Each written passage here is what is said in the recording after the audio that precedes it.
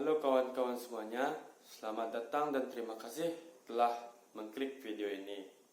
Bagaimana kabarnya? Semoga baik-baik saja dan tetap semangat menjalani aktivitas di minggu ini.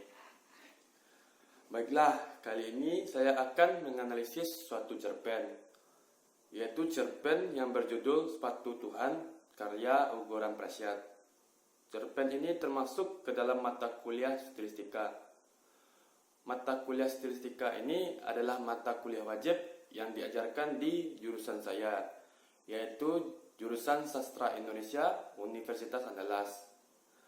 Mata kuliah stilistika ini ada 2 SKS yang diampu oleh Bapak Fadlillah dan Ibu Eli Delvia.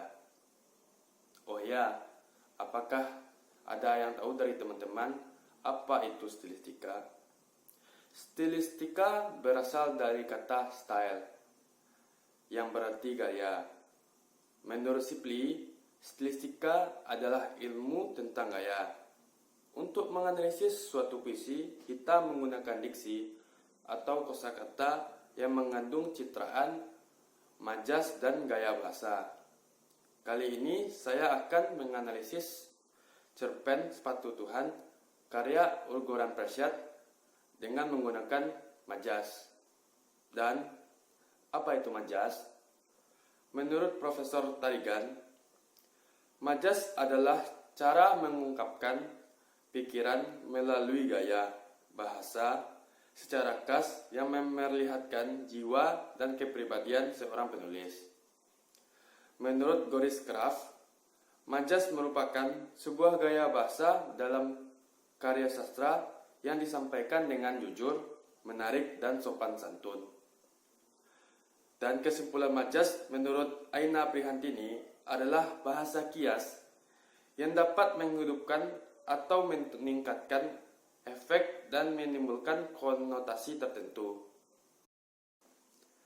Di dalam cerpen yang berjudul Sepatu Tuhan karya Ugoran Prasyat ini, ada beberapa majas yang digunakan, seperti dalam kalimat wibawa yang bergelantungan di pundak sang letnan menghentikan keriuhan kecil di ruang interogasi, tanpa sedikit pun tenaga tersia-sia.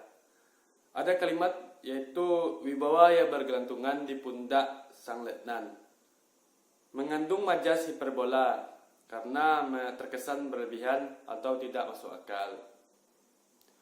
Dalam kalimat, orang-orang mengenal keduanya sebagai ujung tombak kembar PS Gunung Terang. Ujung tombak kembar PS dalam kalimat ini mengandung majas metafora karena meletakkan objek bersifat sama dengan pesan yang ingin disampaikan dalam bentuk ungkapan, yaitu ungkapan ujung tombak. Dalam kalimat, dengan macan di sepatunya yang entah menerkam atau terbang menyontekkan bola ke sudut kiri. Kalimat ini mengandung majas hiperbola karena melebih-lebihkan sesuatu. Dalam kalimat semenjak itu hidupnya tergadai, mengandung majas hiperbola karena terlalu berlebihan dan di luar logika. Dan dalam kalimat masih sering terselip lidah memanggil dengan sebutan om. Kalimat sering terselip lidah mengandung majas metafora yang mengungkapkan pesan dalam bentuk ungkapan. Dan dalam kalimat satu gol terkenal Maradona adalah gabungan dari sedikit kerja kepalanya dan sedikit kerja tangan Tuhan. Mengandung majas hiperbola sebab tidak masuk logika bahwa Tuhan mempunyai tangan. Dan dalam kalimat mengubur cita-cita, Sabdi mendaftar Akademi Polisi. Begitupun ini gagal mengubur sepotong curiga. Pada kalimat mengubur cita-cita dan sepotong curiga mengandung majas hiperbola karena tidak masuk akal dan berlebihan. Dan kalimat selanjutnya ada kalimat 7 gol untuk sepatu Kaisar dan 13 untuk sepatu Tuhan. Sepatu Tuhan mengandung majas hiperbola karena tidak mungkin Tuhan mempunyai sepatu.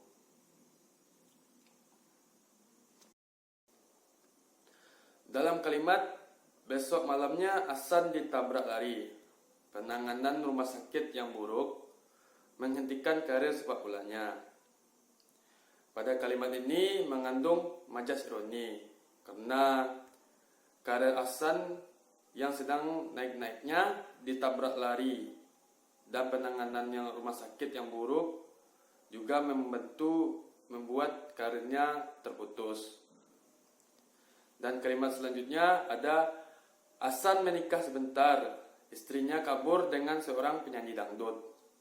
Bukan dari Hasan yang sudah mengecewakan di minggu pertama, tapi dari seorang anak laki-laki hiperaktif hasil pernikahan mereka.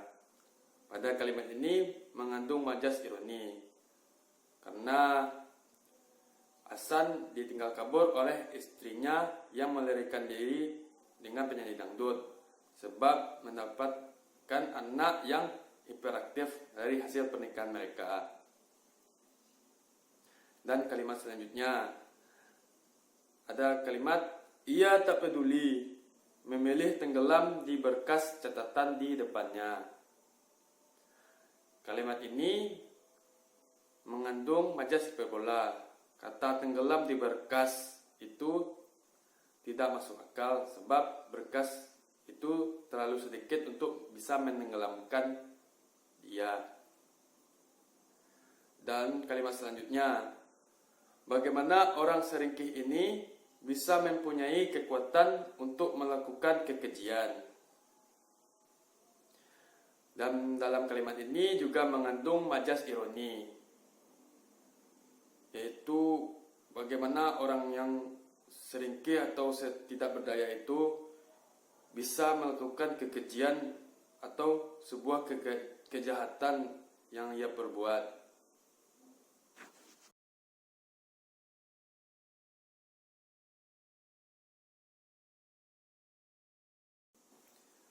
Baiklah, itu dia analisis cerpen menggunakan gaya bahasa yang kita bahas.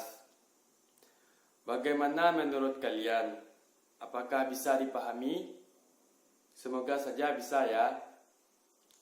Oh ya, saya membuat video ini untuk memperkenalkan kepada kalian semua yang menonton tentang salah satu mata kuliah yang diajarkan di jurusan saya, yaitu jurusan Sastra Indonesia Universitas Andalas. Semoga bermanfaat bagi teman-teman yang sudah menonton. Terima kasih sudah meluangkan untuk menonton video ini. Dan untuk teman-teman semuanya, jangan lupa agar tetap menjaga kesehatan di masa pandemi ini. Semoga pandemi ini cepat berlalu dan kita terhindar dari penyakit-penyakit yang berbahaya untuk kesehatan kita. Dan jangan lupa juga untuk like, komen, dan subscribe video ini agar saya terus semangat untuk membuat konten ini. Dan sekian dari saya. Terima kasih. Sampai jumpa.